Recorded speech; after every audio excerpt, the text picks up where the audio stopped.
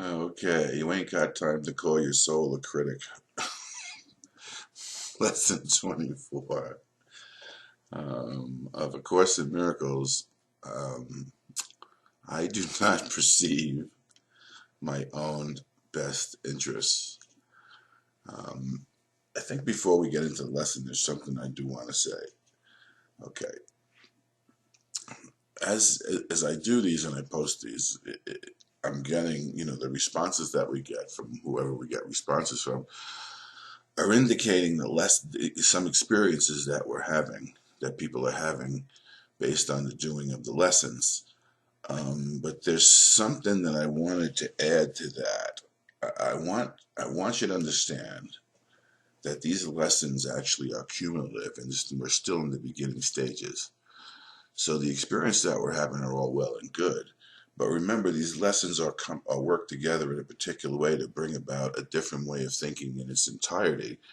And as you go along, you're going to have many, many experiences.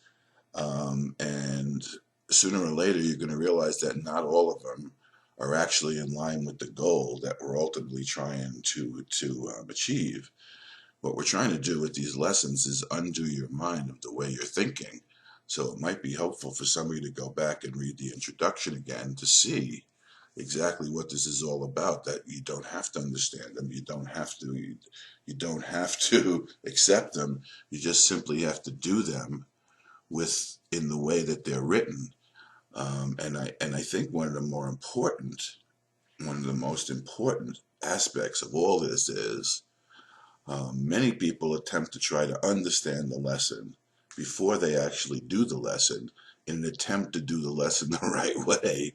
And that's all egoic thinking based on criticizing yourself as if you're going to do these right or wrong. And if you could get them right, they're going to have more benefit, as opposed to if you get them wrong, they're not going to have the right benefit.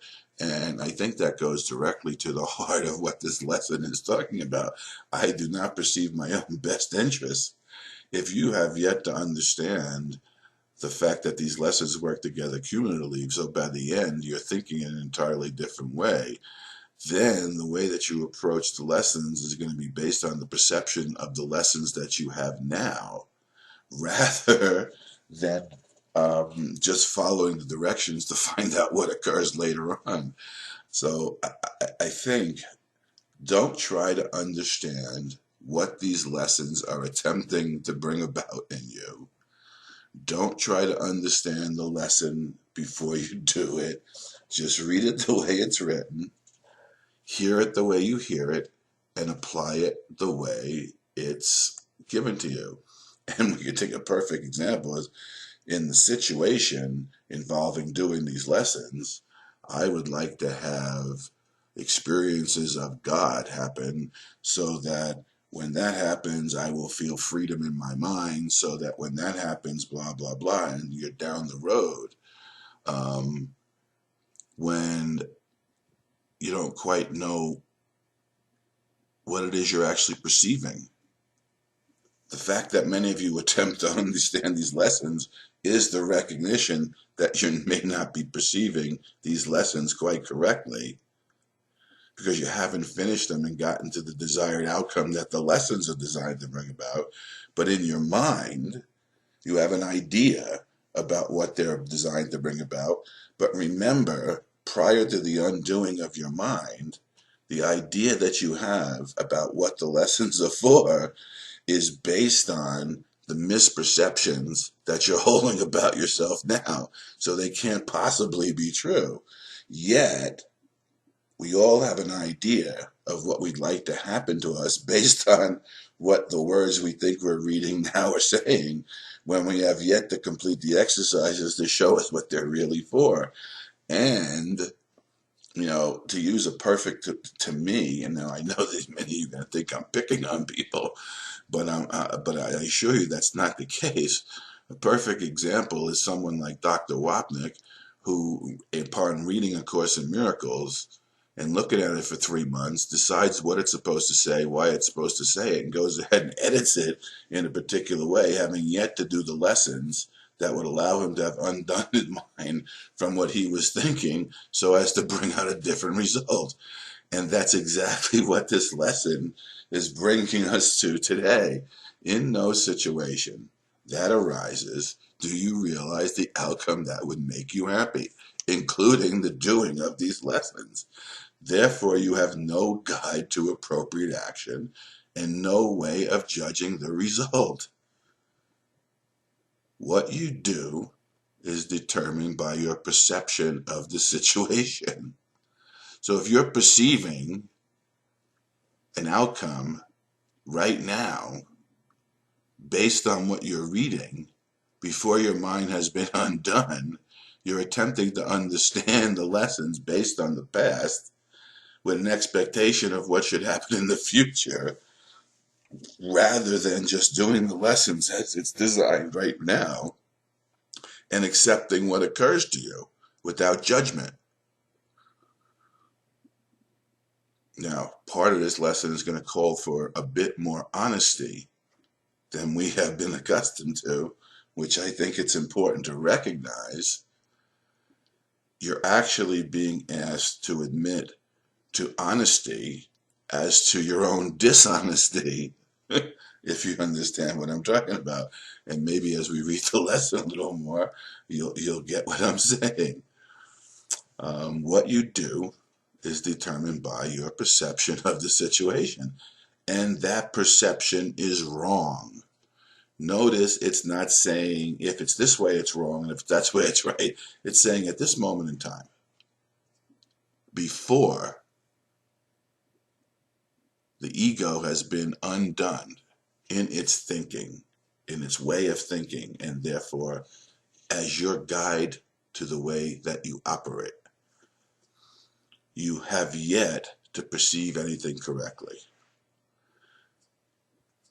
So it is inevitable then that you will not serve your own best interest, because you don't know what your best interest is in each and every situation.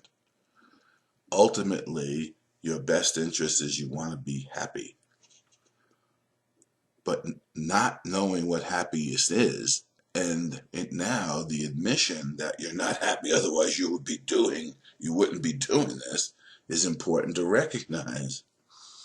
It is inevitable then that you will not serve your own best interests. Yet, they are the only goal in any situation which is correctly perceived. So obviously what this is saying is the only goal you really have is to serve your own best interests. But not knowing what your best interest is and be in a position where your perceptions are all wrong, it's impossible for you to arrive at a true outcome. And that's what we need to recognize, so we stop imposing the limitations of our own mind on any given situation, because the outcome that we can get is based on the limitations that we impose.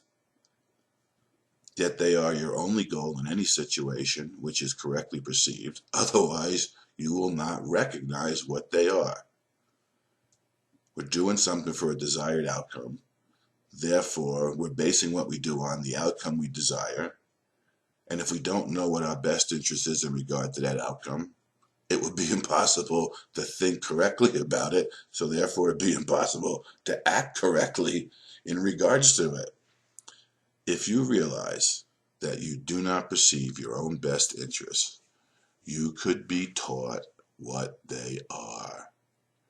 But in the presence of your conviction that you do know what they are, you cannot learn. Period.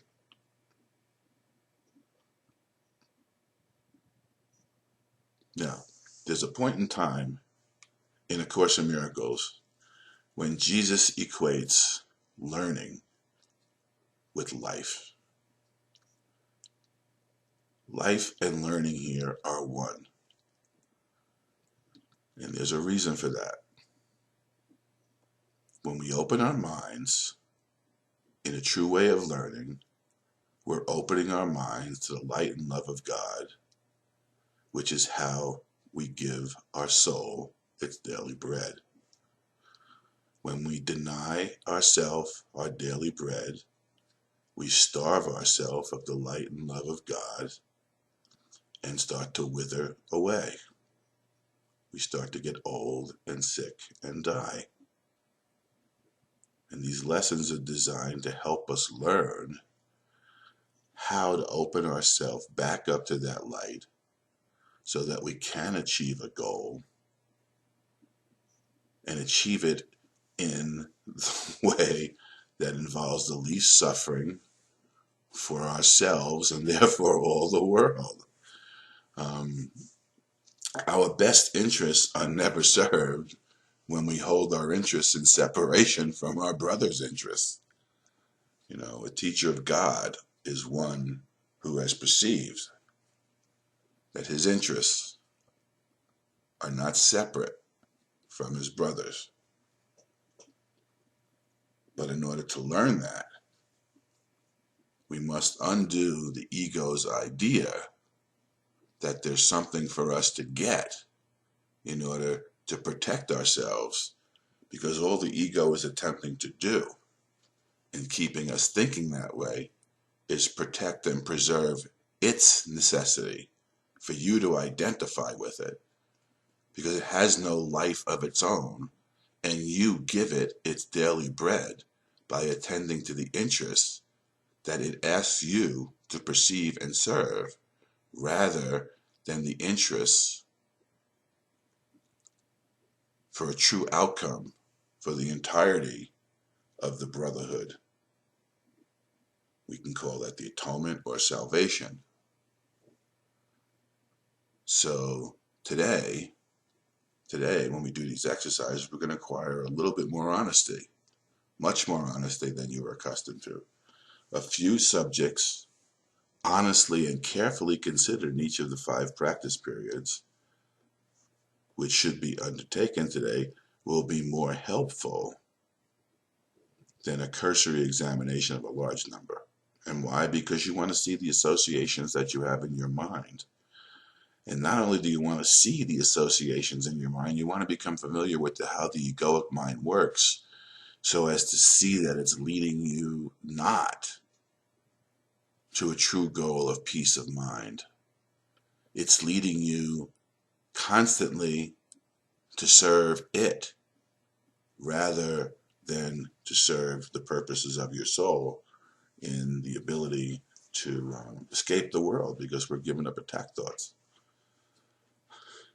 So, few subjects honestly and carefully considered in each of the 5 practice periods, which should be undertaken now, will be more helpful. 2 minutes instead of a minute are suggested for each of the mind-searching periods. And I think you're going to find, as this says, that as you consider the desired outcomes based on the perception that you have, you'll see that many of the desired outcomes have zero to do with what it is what actually you think your best interest is. You know, in a situation involving my job, I would like to switch my job so that I could move from where I live, so that I could find a place that has more space and has a yard, because I really think that my best interests are served by living in another place. Really. And in that, you could see what the purposes that you've really been serving, and how you're attempting to get an outcome that is being limited by the way in which you're thinking about the situation based on a perception that you've been told in the first paragraph is wrong. Now, these lessons are directing our mind to a new way of learning. Ultimately, I think it will be more and more easy to recognize that as we commend our spirit to the Father in each and every situation that we face, we will begin to see in a new way, because we will stop serving the purpose of the ego and keeping us from running from the truth, and begin to see how we have run from the truth. So as we can learn that we don't have to do it, and begin to recognize that all happiness comes from doing God's will rather than serving the purposes of the ego, which, as we are identified with it now on day number 24, still continues to want to lead us astray.